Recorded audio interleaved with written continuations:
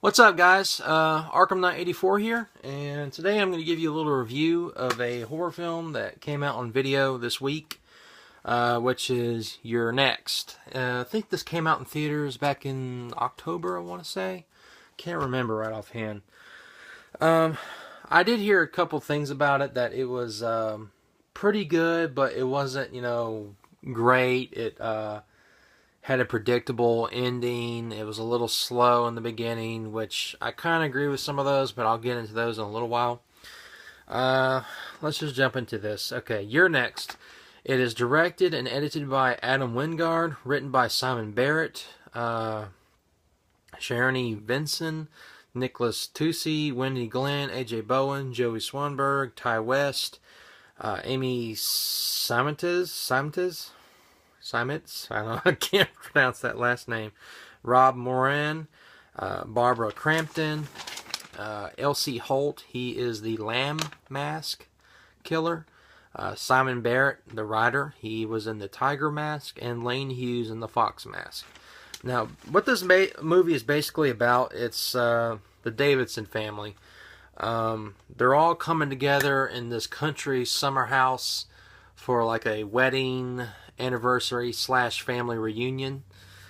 And when they get together, when things start to get a little settled down, they're about to enjoy a nice meal, mayhem ensues, and there's some shady characters outside the house that are trying to come inside and terrorize them and kill them.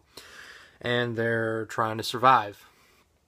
And that's basically all I can talk about, because I don't want to spoil anything for you.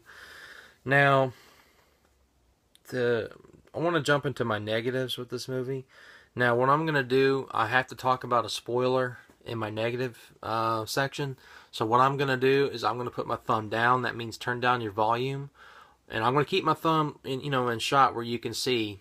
You can either keep the volume down and keep watching, or you can just fast forward until you see my thumb goes up. Or if you've already seen the movie, then by all means listen. So here we go. 1, 2, 3, and turn your volume down.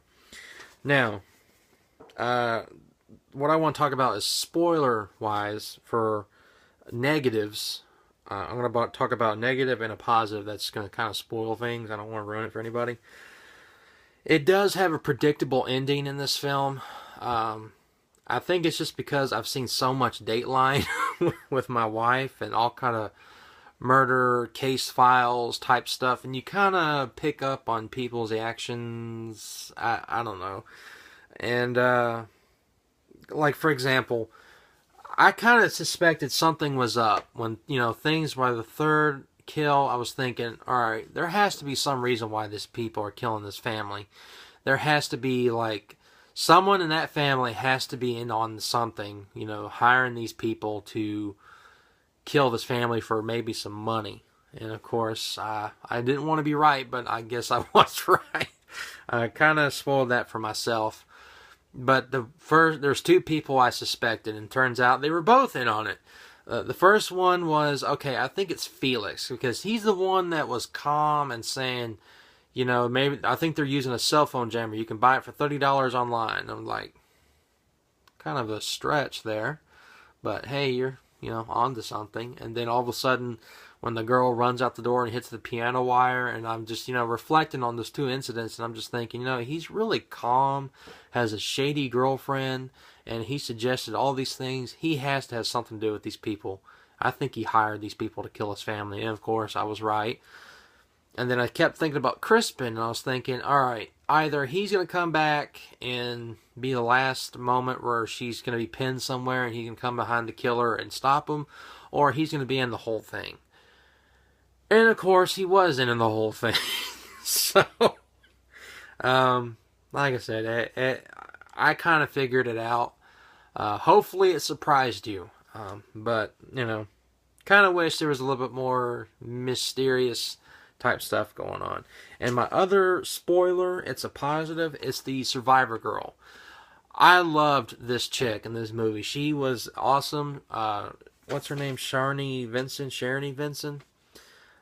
She played Erin. I mean, cool as hell. How many times have I seen a horror movie and the girl is hiding from a killer and she knocks him down And instead of, you know, continuing to knock them down in the head, making brains squirt out their skull, like what I would do in that situation, it's refreshing. The Survivor Girl is just, like, I can't think of one time where I was yelling at the screen at her, like, wow, I love this chick. She's awesome.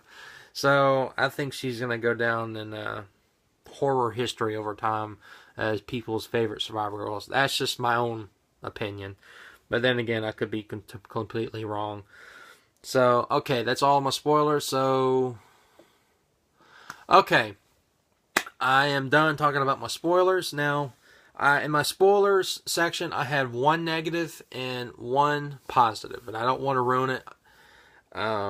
So, go watch the movie. Now, the other negative, it is kind of a slow build-up. Like, I was kind of bored a little bit. I mean, I was somewhat intrigued, and then I'd just be kind of like, all right, let's move on. I don't know. So that's my only negative. I just didn't really dig the beginning part. But then again, when I go watch it again, I might have a different opinion. But I admit, the beginning was kind of boring. Now, on to positive. I only had 2 negatives, so that's pretty good. That's pretty good. 2 more positives. I really love the characters in this movie. Yes, I know I just said, well, you just said you didn't like the beginning part.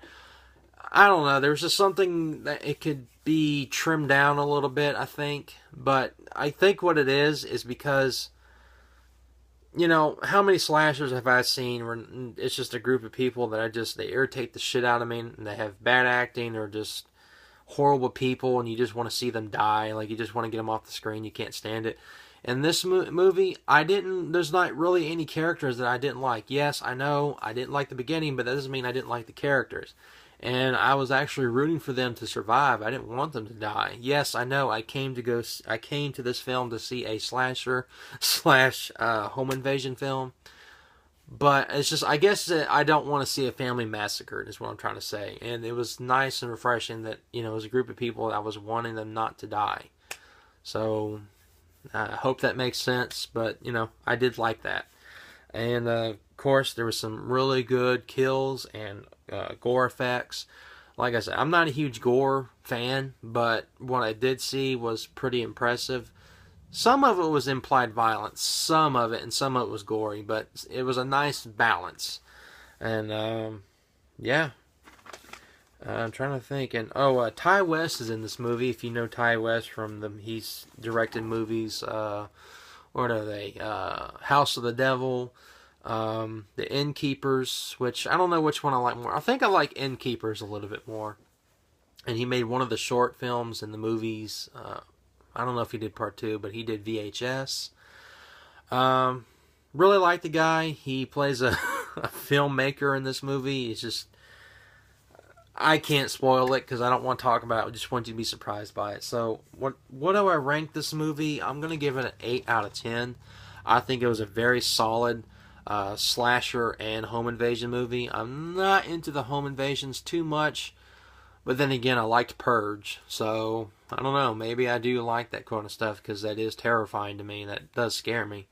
So, yeah, there were some creepy moments in this film. I really love the masks in this movie, the killers in this.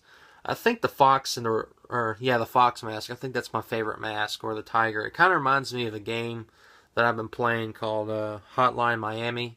I'm sure if any video game people out there know what I'm talking about, that's what the mask reminded me of. I don't know if those were inspirations for this was inspiration to that movie or whatever. I don't know, but still loved it. I'm definitely going to return to this and watch it again, especially my wife's going to watch it with me again.